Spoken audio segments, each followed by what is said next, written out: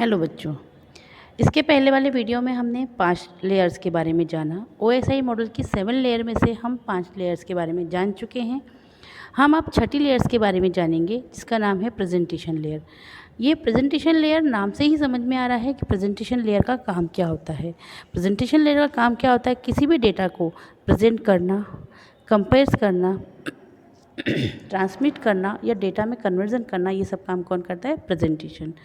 Presentation layer OSI model का छठा layer होता है। इस लेयर का यूज़ डेटा को इंक्रिप्शंस एंड तथा डिस्क्रिप्शन करने के लिए किया जाता है। प्रेजेंटेशन लेयर को डेटा का कंपैरिजन के लिए भी प्रयोग किया जाता है। यह लेयर ऑपरेटिंग सिस्टम से संबंधित होती है। फंक्शन ऑफ प्रेजेंटेशन लेयर का मुख्य कार्य जो होता है वो कंपैरिजन करना होता है।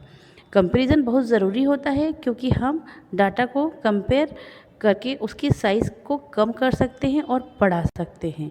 उसके लिए हमें ट्रांसलेशंस देखना पड़ता है।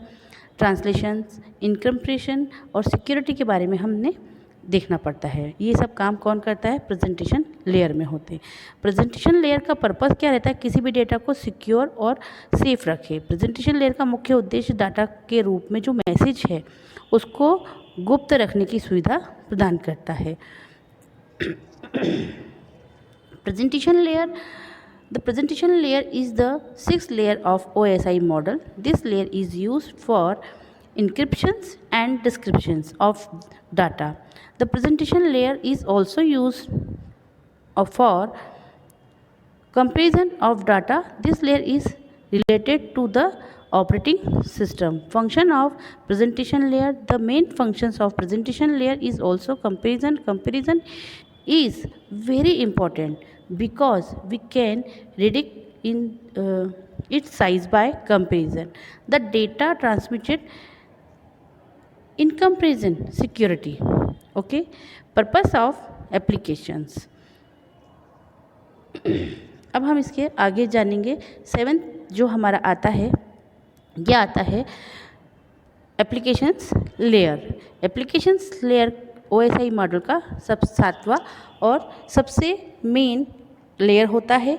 यहाँ पे हमारा पूरा डेटा तैयार हो जाता है सेंड करने की। एप्लीकेशन लेयर का मुख्य कार्य हमारी वास्तविक एप्लीकेशन तथा अन्य लेयर्स के बीच मध्य कम्युनिकेट प्रोवाइड करता है। ये क्या करता है? जितनी भी हमारी 6 लेयर्स हैं उनको और जो डेटा रहता है उसको कम्युनिकेट प्रदान करता है। ये लेयर एंड यूज के सबसे नज़दीक होता है। इस लेयर के अंतर्गत HTTP, FTP, SMTP तथा NFS आदि प्रोटोकॉल्स आते हैं। ये लेयर्स कंट्रोल करती है कि कोई भी एप्लीकेशन किसी भी नेटवर्क से एक्सेस हो सकता है। मतलब एप्लीकेशंस लेयर में यह तय किया जाता है कि हमारा जो डेटा है वो किसी भी तरीके से सेंड हो जाए। उसको हम ईमेल भी कर सकते हैं।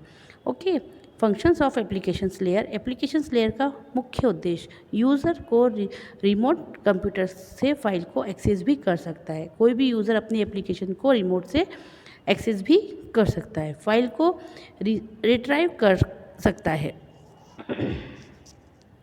यह ईमेल को फॉरवर्ड और स्टोर करने की सुविधा भी देता है। इसके द्वारा हम डेटा को डायरेक्टली एक्सेस कर सकते हैं। Purpose of applications layer. Application layer का मुख्य उद्देश्य है प्रोटोकॉल को वैरायटी को कन्वर्ट करना,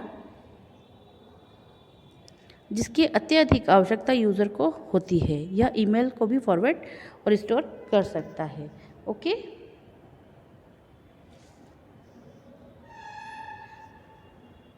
इंग्लिश।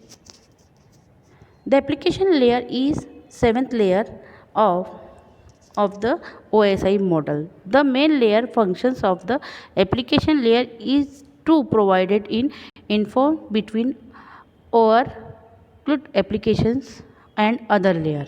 ओके, तो ये हिंदी इंग्लिश दोनों का है आपके पास में। ये इस टाइप से 7 लेयर्स होती हैं। अगर हम किसी भी डेटा को सेंड करते हैं तो 1st to 7th होती है। और पहले physical layer, data link layer, networking layer, transport layer, session layer, presentation layer and application layer. अगर कोई सेंड होता है तो ये अपोजिट जाएगा, फर्स्ट हमारी एप्लीकेशन लेयर, प्रेजेंटेशन लेयर, तो ये सेंडिंग और रिसीविंग का यह डेटा चलता रहता है। ओके बच्चों, अब आपको ये OSI मॉडल पूरा समझ में आ गया होगा। आई होप सो आपको प्रोटोकॉल को समझने में कोई भी प्रॉब्लम नहीं आएगी। नेक्स्ट टॉपिक से हम चैप्टर नंबर 3 स्टार्ट करेंगे, वो है नेटवर्किंग प्रोटोकॉल। Thank you.